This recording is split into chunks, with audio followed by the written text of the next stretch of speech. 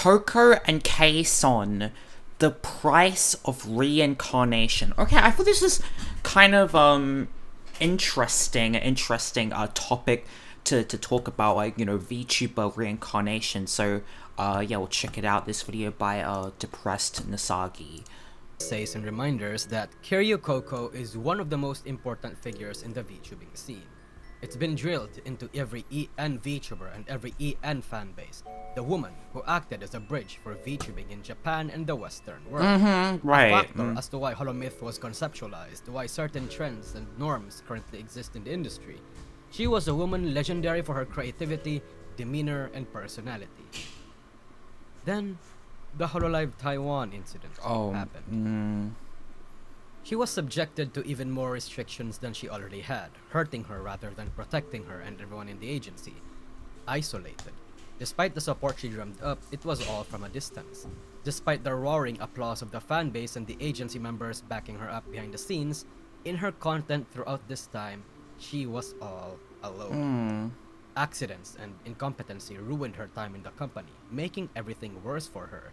Little by little, despite how many fans tried to assure and overwhelm her with love and support, her walls cracked until she would eventually break.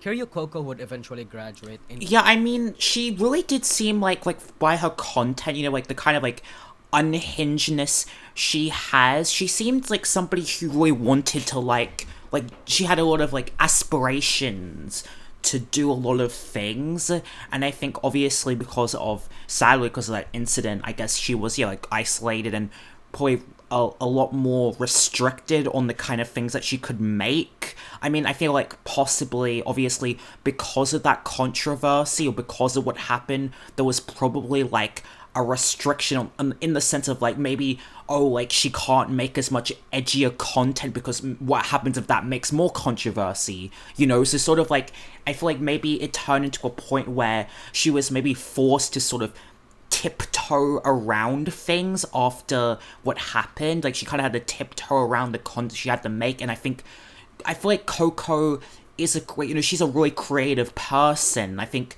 because of that, I think that might have been a reason why she decided to graduate, because she felt, you know, a restriction on the kind of content that she wanted to make and the kind of content she wanted to do, and that's understandable. I feel like that's what I feel like that's my sort of perception, and obviously also when we're looking at Kson, I feel like that is sort of my perception on one of the reasons why I feel like she did end up graduating.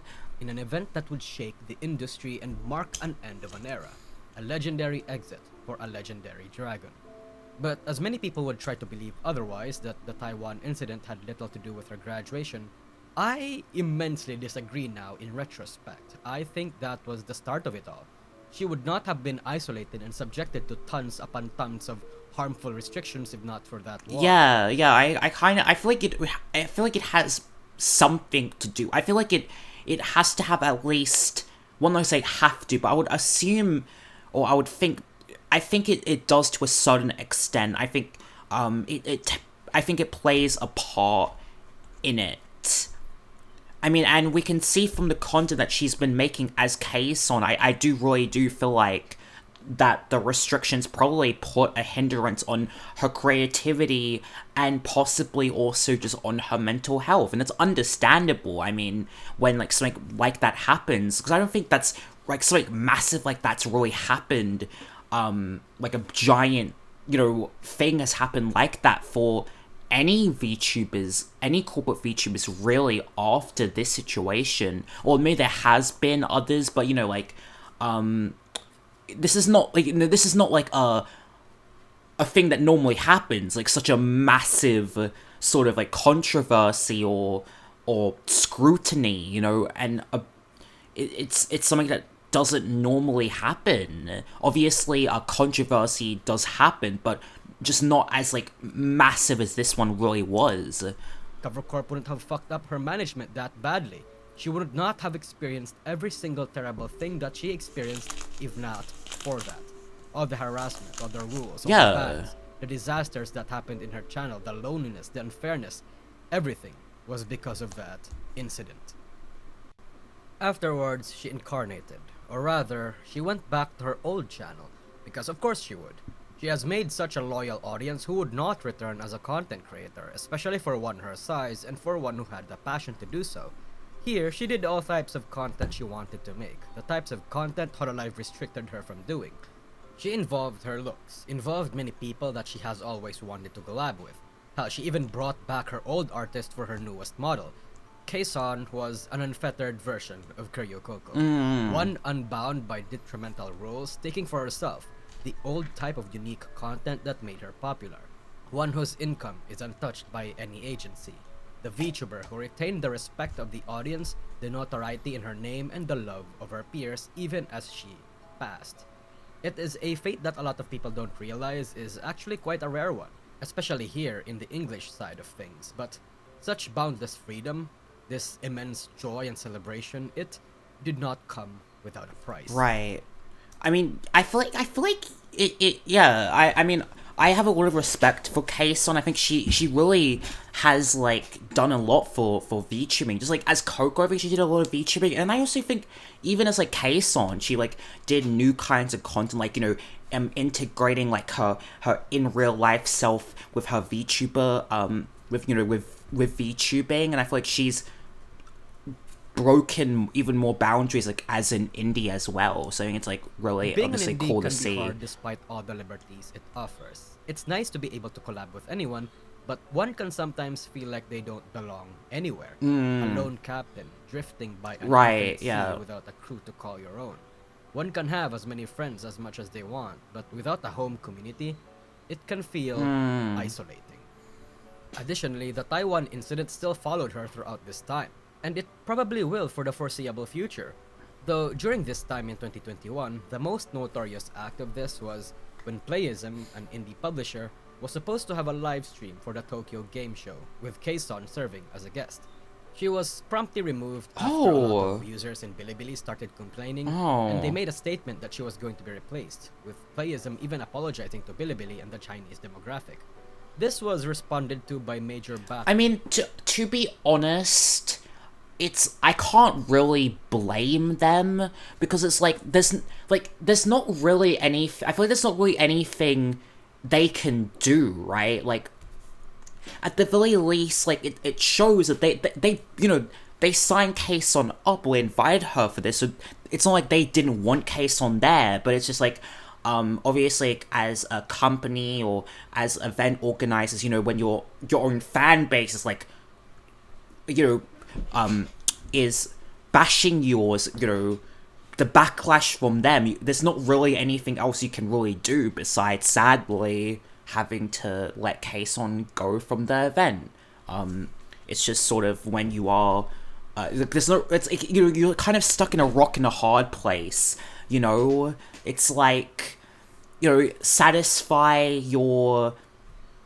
that audience or the people who are hating on you because of it, or you stand your ground and then just suffer more repercussions. It's like, it really is, like, a hard place to be. By Kason's Japanese and English fan base, berating the publisher for this decision. But while this was a cause for concern, the point was that basically it brought up the possibility that there might be a fear among many companies in Japan. Right. Kson will become NG, that she could be blacklisted by many sponsors and companies. That's true. Yeah, right. China. Additionally, when she would join VShojo, there were people, clippers, and even Nyanner's original artist protesting her joint in the company. There was also Nijisanji, who explicitly banned any public associations and collaborations with her. Really? Perhaps even some companies don't even need to have a presence in China to blacklist her, given how some of them are quite fickle when it comes to unsafe public figures. It was a real fear, one that Kson would herself endure. Of course, she had the support of her friends and her fan base, but I imagine such a prospect is not an easy burden to carry. Damn, I didn't know that. Damn. I mean, sadly, like, it does make sense, you know, from, like, a corporate stand, you know, you don't want controversy, right? So, like, to a certain extent, I can understand, where, like, you know, the company standpoints are at, with obviously with like not wanting to associate, because you know you don't want the drama, you don't want that you know that sort of drama to sort of come your way, and you do sort of have to make those decisions as a company. You know, you don't want obviously that sort of trail that sadly Kson does have to lead to you as like a company. So to a certain extent I can understand why, and especially as if you're like a Japanese, or is it you're a Japanese company, like you know you're like that makes sense that sort of that Pacific audience, the Pacific Chinese audience is more like closer to you, and obviously VShojo is an American company, so that makes more sense that it wouldn't, I don't think it would bother them as much, and obviously the Western fan base isn't as mad at her, or I don't think is as, you know, is really mad at her because of the things that happened. I mean, to be honest, I don't know, I just feel like when like individuals are just like, oh, you know, like protesting her against like joining the company, I just feel like honestly she's literally like so like she's already like detached from Coco and kind of like moved on, and I just really just feel like at that point, like, you know, years later, she's not even Coco anymore, she's been detached from that whole situation, or she's trying to move on from that situation. I feel like it's unfair to like continue that narrative and just be like, oh yeah, like no, she can't join a company, like how dare she? It's like, no, like come on, like seriously, like come on dude, like come on. Terry, especially because at the end of the day, it was a problem that she herself would only suffer alone. Kson is one to push the norms of what it means to be a VTuber, Yeah. to innovate, make content that is not in line with VTubing in the traditional side of things. Like this funny little idea that she came up. She's the type that seemed to have ideals that fell in line with the Western and progressive style of VTubing rather than the traditional and Japanese style. Yo, what in the? terms of what community... I feel like honestly, it I feel like it makes sense that like she became an indie, honestly, because I feel like at the content that she made was like groundbreaking in terms of like corporate VTubing, even before the whole Taiwan incident. I feel like she was like she was on the line, like she was making like the, you know, the most unhinged or creative content that she could possibly make within the confines of being in the company. And she's an innovator. She wants to make new things. She wants to innovate. She wants to do things. And so it kind of does make sense. And I feel like you can kind of see that the same thing of like with Kuro. I feel like Kuro has this sort of innovative mentality also, which feels like it's like his sort of sense of creativity is restrictive, or is restricted while being in a company also. So I feel like to a certain extent the Taiwan incident definitely, I feel like, did have a hand in it, but I also do sort of feel like that she may even have left without the Taiwan incident, just because of, I feel like just creatively, it really does feel like she has a lot of creative ambitions that isn't really intertwined with the company. You know, Hololive is an idol company, you know, to sing and to be an idol, and that just doesn't seem like what Kson is, or that she wants to be. She's an entertainer, she's an innovator, and it just didn't really feel like, I feel like it was intertwined with like her visions as a content creator. And the same thing as what Hololive sort of had in the you know, in the like how Hololive was going forward to, like, you know, being more of an idol group, and you have to, obviously there's a certain boundary that you can't cross, and I feel like Kson creatively, you know, or Kson creatively, obviously, they wanted to innovate their content, and it makes sense to me. In the spectrum she belonged to, it felt like she was somewhere in the middle. She was always in this weird spot where she was trying to incorporate the two. make a good marriage out of it. But the people that respected Kson, the fans that followed her from her Coco days, well, I think it was fair to say that a lot of them were also half and half. Which is why fan reception of any major decision she does is also half and half. As an example, Kson mentioned that her Japanese viewers wants to keep the kayfabe, meaning that as a VTuber, she should not show much of her flesh at Right, all, and yeah. to use her VTuber avatar. It's very much a thing from the traditional side of it. Whereas in the EN side, they actually liked it when she shows her skin. It makes sense because I feel like just the Japanese audience are more traditional. That makes sense. When Kson joined VShojo. For some context, during this point in time, VShojo had endured tremendous backlash and suffered through drama that was fresh in the minds of many people. Like the Veibe drama, where she implied that Shy Lily was someone that was a lesser copy of herself due to similar voice and tics, as well as also pissing a lot of Hololive fans. Okay, I'm not gonna get into that. I don't really know about that situation or anything. Don't worry though, she and Shy Lily doesn't seem to have any bad blood now. But the biggest drama, of course, being the Noxtaku drama, Wait. where they ultimately came across as the one in the wrong by the onlookers and the majority of the That was a VTuber Noxtaku fanbase. situation? Kson joining VShojo was the natural conclusion to Kason's ideals, her place in the VTubing scene, and as a big step away from her Hololive roots. Of course, while a lot of us had our jaws to the floor in screaming that she joined, like me, personally, but in retrospect, it felt like it was only natural. It makes sense. Kson, despite having all these liberties, despite having a manager, she needed, and perhaps wanted, a place she can call her own that didn't tie her down. Yeah. A place that also shares her ideals in regards to VTuber. Yeah. And to have the backing of a company without compromising her freedom. Right, yeah, right, and have the support where she can innovate and make the content she wants to make, and there's no restrictions on that. Or her ability to make money, at least not in the same extent that Cover Corp took from her. Lord knows she's complained about that one multiple times. VShojo was the only company that can offer that, especially since she's already well acquainted with big people there. Not only that, but Kson could use the legal support, something that she would have very much struggled with. I mean, okay, but let's be honest about, like, VShojo. It's definitely based on connections. It's adoption based at this point. Like, you kind of have to know the members to kind of get in at this point, really. In case something So it happens makes to her that gets sense. her in legal trouble or steps in the wrong shoes accidentally. Handling merchandising and reaching out to brands and sponsors were also helpful. Again, perhaps due to the difficulty with her name and logistical issues that she may have experienced prior. It makes sense. She asserts that this is the right decision for her. And a lot of fans agree with her. I think it is, yeah. A lot of people were skeptical and worried. I think it Hell, A lot is. of them were even downright upset and vitriolic because a lot of them did not like VShojo, saying that they lost the respect for Coco, that she betrayed Hololive, that she cast out her legacy just like that. All for the dough, all for VShojo. Kson would try to soothe the worries of her fanbase by holding a stream where she would answer as many questions and concerns that she could. Try to get people to calm down and support her in all of this. Most were...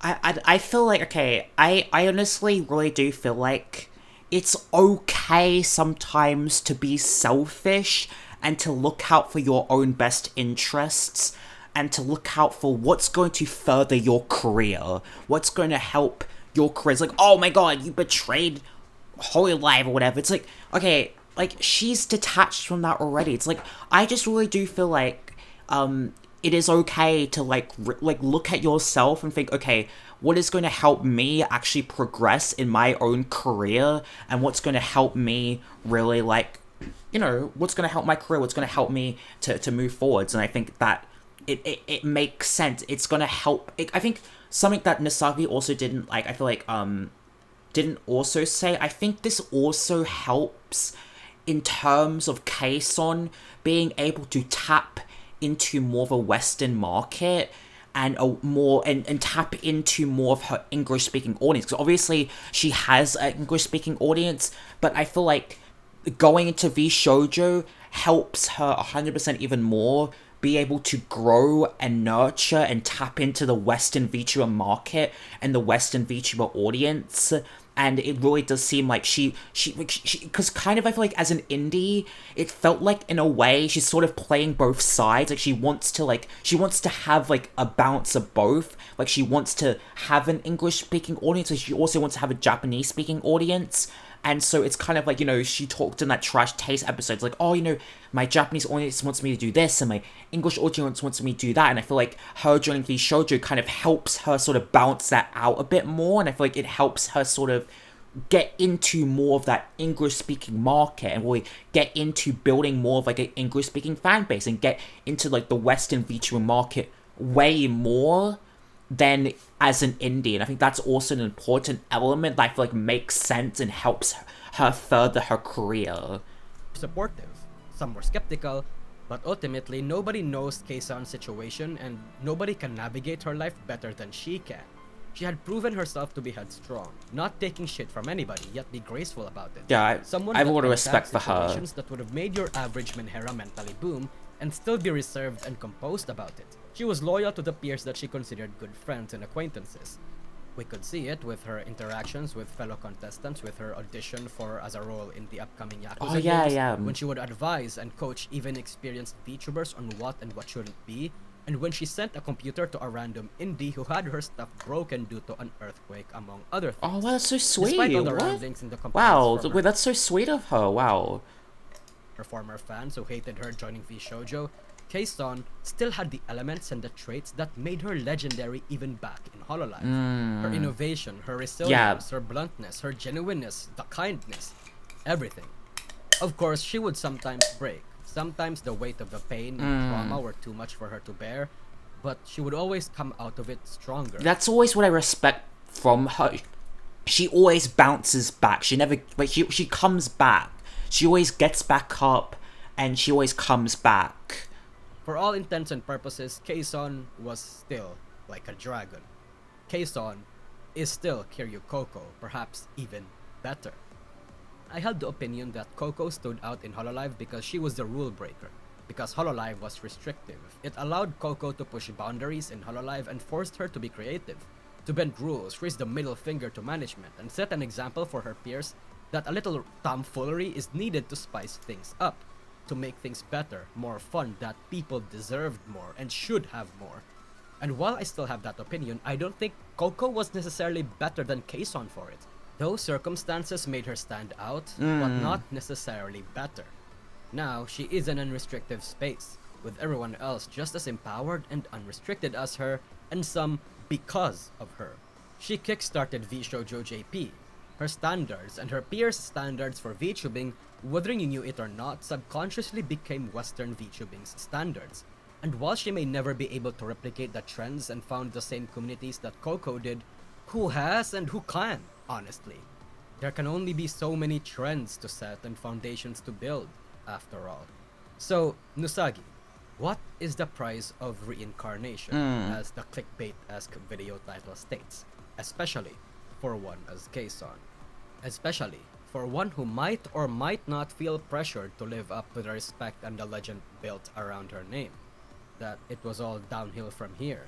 What is the price of reincarnation for one where the baggage of their past carries over to their next life? That is the question. And the answer? Nothing. Oh, really? Nothing tangible. Yeah. You only need what Kson has. Not her name, not her fame, not her money or her general community respect, but her will, her resilience, her being headstrong. Coco and Kson, one and the same, won at the game. They won. I agree that having the resilience to come back and to keep on going, because you see, like, a lot of VTubers, they do, like, they graduate and they kind of just, like, they're kind of done, right? I mean, obviously, which is nothing on anybody, if you graduate and you decide that I don't want to be, that's the end of their, content creation journey, of course, that's no, like, hate on them or anything like that, but, I think Kson, I feel like also, the concept of Kson also, like, being, like, a rebel, being sort of like a bad girl, she's like, she's like a gangster, I feel like that the embodiment of her character also sort of gives that that sort of like energy, that sort of element too, that she doesn't give up, that she's willing to, break boundaries and do things that not other VTubers do. And I think the concept, her character also, I get that energy from her also, and that's why I feel like she's really inspiring. At VTubing, it doesn't matter if she no longer creates trends or break the industries the same way Coco did. I would argue that she still does that in her own smaller ways, but it doesn't matter if her numbers decline, if her current content no longer aligns with the kind of content her old fan base liked here. Because now she can do what she wants. She won at the game, and now she deserves to reap the rewards. She made her money. She is forever carved in the annals of VTubing history as a Yeah, I mean, see, she made her money, she did what she made a massive impact in her whole life. Now she's in a place where she can be probably a lot more happy because she can do what she wants to do and there's no restrictions on that. And also, I mean, even if there's like a quote-unquote like decline in numbers, she's still like good. She's still definitely fine with her size. She's still a big VTuber, figure. As Kson or Coco, it doesn't matter, she will always be remembered. Many VTubers respect and admire her, and she could pass on her knowledge, her experience, her story to many others. Retire as a consultant or advisor or manager. Step off the grind and work from behind the scenes to empower and support those who seek to follow in her ideals. She can virtually do anything in this industry. And when you think about it from that perspective, would you really think that Kson's VTubing career fell off? Did not. No, hey everybody, she's good. Thanks for watching this video. I hope you liked it. My channel and status in this industry was kickstarted in the beginning of 2022 because of Kiryu Coco and my coverage of her story. So, it only makes sense that my 2023 end. Yeah, so, I mean, yeah, I thought it was a decent video. I think it's a good conversation to have. But yeah, I think that I don't think Case was like falling off. I think she's an innovator. And honestly, I feel like really from some of the new members of VShojo, I really do feel like some of like Tara and Koro, I really do feel like in a way they're sort of falling in Kson's shoes. Like I think more specifically Koro, I feel like Koro, honestly, I feel like we can look at Kson as sort of an equivalent to Koro. I feel like Koro graduating from Niji, I think it is based off of like him feeling creatively restricted, and I think him and he's following in Kson's footsteps in the sense of like wanting to do more in real life content,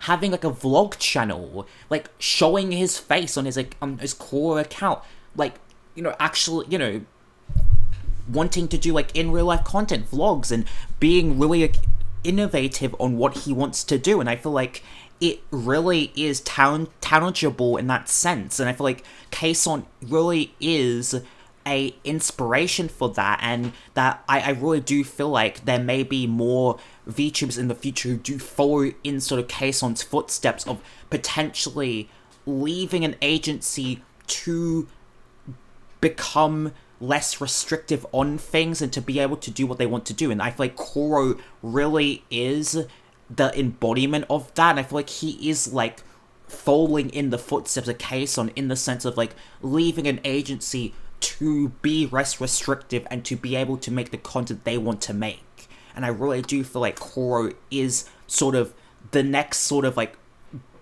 Kson in that sense, joining VShojo to do what Kson wants to do, break boundaries, do new things. I feel like Koro is sort of the equivalent in the sense of like he broke boundaries as a male VTuber, he set the standard for male VTubing, and then he left to be less restrictive and to do the content he wants to make and to be happier. And that's honestly really what I feel like the same thing with Coco.